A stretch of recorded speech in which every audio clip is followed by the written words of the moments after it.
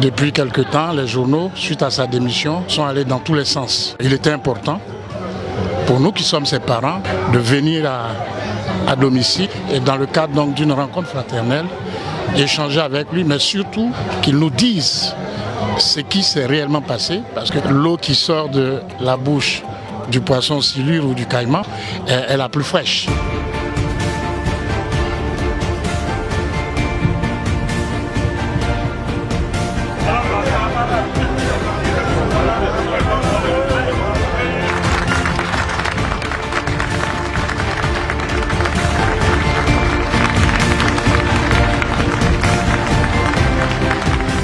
Nous sommes venus ce soir vous apporter nos soutiens indéfectibles en cette période difficile.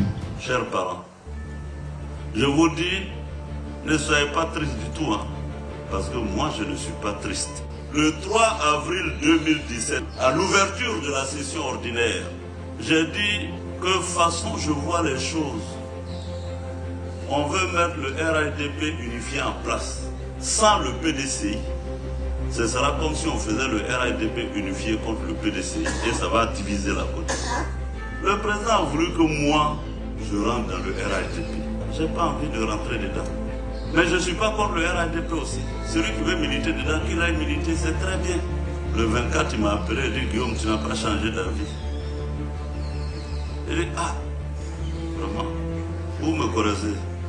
Un petit Nyarafolo Serufo, quand il dit non, c'est fini, c'est non. Quand il dit oui aussi, c'est fini. Oh, mais je ne suis pas le genre d'homme qui cède à un chantage. Je ne suis rien. Mais par dignité, par honneur, pour l'éducation que vous, Nyarafolo, vous m'avez donnée, je ne peux pas céder au chantage. Je ne peux pas non plus me laisser effrayer. Non, c'est pas ce que vous m'avez enseigné. Si j'étais un homme qui cédait au chantage, à l'argent, au poste, peut-être qu'Alassane ne serait pas président.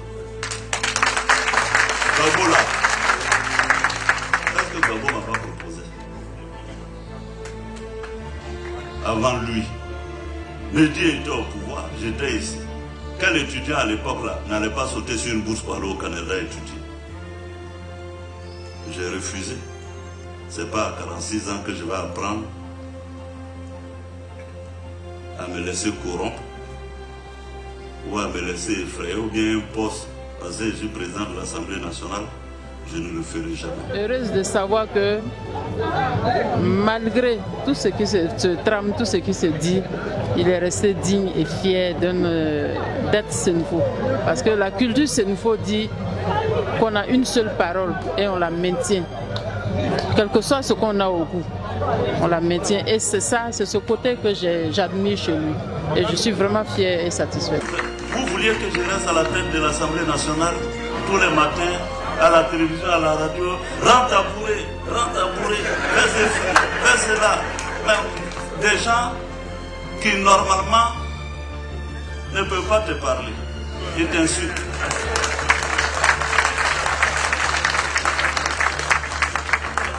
Des gens, bon, que Dieu aussi nous a aidés, on a aidé un peu.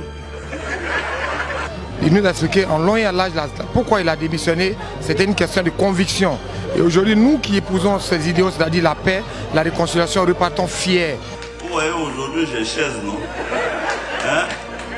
Après chaise, là, c'est pas agressif. Fauteuil.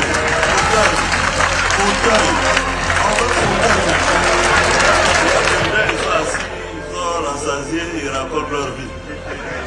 Qui sait de quoi demain sera fait? J'ai décidé de faire la paix, la réconciliation en Côte d'Ivoire. La Côte d'Ivoire nous appartient à nous tous. Et ce qui m'a beaucoup plu, c'est le côté réconciliation, paix, l'unité même des Ivoiriens. Et ça m'a réconforté en tant que reggaeman, parce que nous, c'est notre combat. Ils viennent se cacher la nuit. Ah bon, Guillaume, là, on l'aime, mais son problème, il veut donner le pouvoir au Borlais. Ou vous dites que vous ne voulez pas de moi. Bon, Bété dit que lui, il veut. C'est comme, bon, le député Siaka et moi, on est en train de draguer une jolie fille. Lui, il est parti premier. La fille dit elle ne veut pas. Il dit pourquoi? La fille dit je ne te fais pas confiance, je ne t'aime pas. Mais ton ami, ton frère là, qui est là-bas, Soro là, lui je veux. Hein. T'inquiète là-bas, tu viens me dire, ah Soro, la fille là, il ne faut pas la chercher, elle n'est pas bonne. Pourquoi elle est là-bas? Toi, tu es parti chercher quoi là-bas? Si elle n'est pas jolie, elle n'est pas bonne là, toi tu es allé chercher quoi là-bas? Regarde-moi ça. C'est moi qui veux draguer. Ah! Donc moi aussi, moi-même je ne savais même pas que la fille était jolie. Mais de toute façon, tu me dis, il ne faut pas la chercher là. J'ai allé regarder un peu. Celui qui donne le nom de quelqu'un à un pont, c'est qu'il aime. Hein? Au-delà du rire et de la plaisanterie.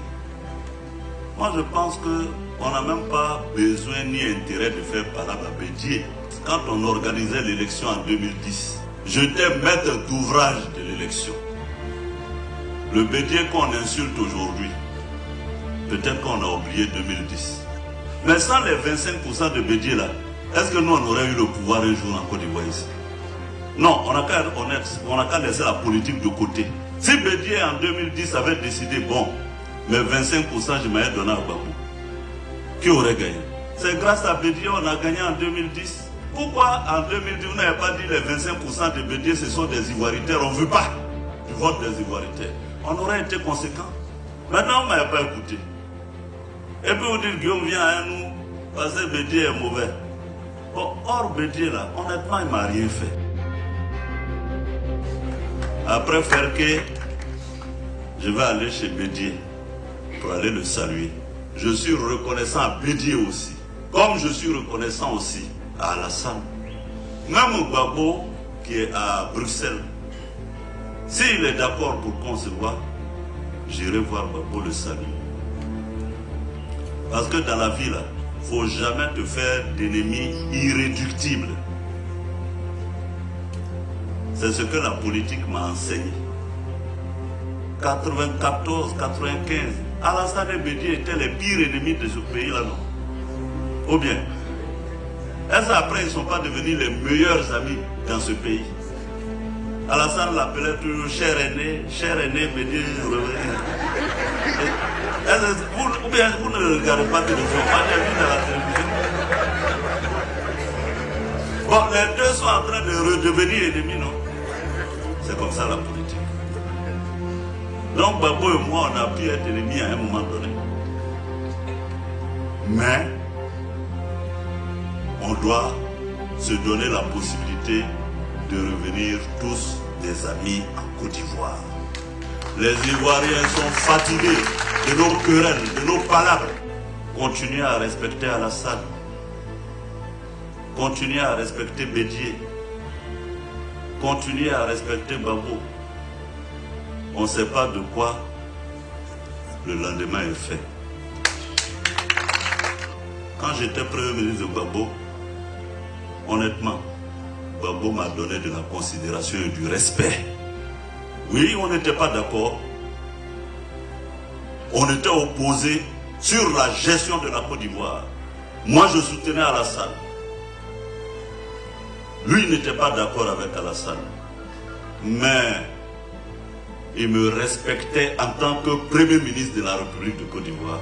Gbagbo ne m'a jamais appelé jeune homme. Bédié ne m'a jamais appelé jeune homme. Ils m'ont toujours considéré comme une institution de la République. Donc si Gbagbo est d'accord, j'allais le saluer. Il a gardé sa sérénité. Il ne veut pas une division de la Côte d'Ivoire, il veut un assemblage de toute la Côte d'Ivoire. Et à cet effet, il souhaiterait que lui-même puisse rencontrer tous les autres anciens chefs d'État. Il s'agit de Bédié, de Gbagbo. J'ai vu certains, Guillaume devait annoncer sa candidature. Ah, c'est pas moi qui vais annoncer ma candidature. Non. Non. Est-ce que c'est comme ça en fait? Pour être président dans un pays, c'est la relation. de confiance et d'amour entre un peuple et un homme. Si les Ivoiriens veulent que je sois un jour président, c'est à eux de le dire. Ce n'est pas une question d'ambition personnelle. Et donc, vous voulez que moi, j'annonce que je sois candidat sans être allé à Ferké pour aller demander à mes parents. Et si après on veut me poursuivre, qui va aller me protéger? Donc, je vais aller d'abord prendre conseil auprès de mes parents. C'est pas ce qu'on nous enseigne. Ne punissez pas Ferké à cause de Guillaume. Parce que Guillaume n'est pas devenu RHDP. Donc, si on voit Yého, on dit bon, il va aller mettre des impôts sur lui. Si on voit Sylvain Sécorotiens, on dit ah, lui, on va aller faire ça. Non. C'est pas comme ça qu'on gouverne un pays. C'est fait, c'est fait. Il faut se projeter dans l'avenir. Et l'avenir, c'est tout de suite, c'est demain. La solidarité qui a caractérisé donc cette famille, ces ressortissants de Ferké, ce soir, je souhaite qu'elle soit de mise et qu'elle s'amplifie davantage parce que les batailles futures, j'en suis convaincu, seront absolument âpres et il faut être préparé pour que, bon, évidemment, ces batailles-là, on puisse en arriver à bout au regard de ce que nous attendons, ce que nous recherchons, ce que nous projetons. Nous le souhaitons. Bonne chance pour le nouveau cheminement. Nous serons toujours là avec lui. Il nous a donné un réconfort moral et nous étions abattus parce que quelqu'un, un frère à la tête d'une telle institution en fait, qui a démissionné, c'était difficile au départ. Mais avec les propos qu'il nous a tenus, nous sommes confiants et nous croyons en Dieu. Et il pourra compter toujours sur sa famille et sa région.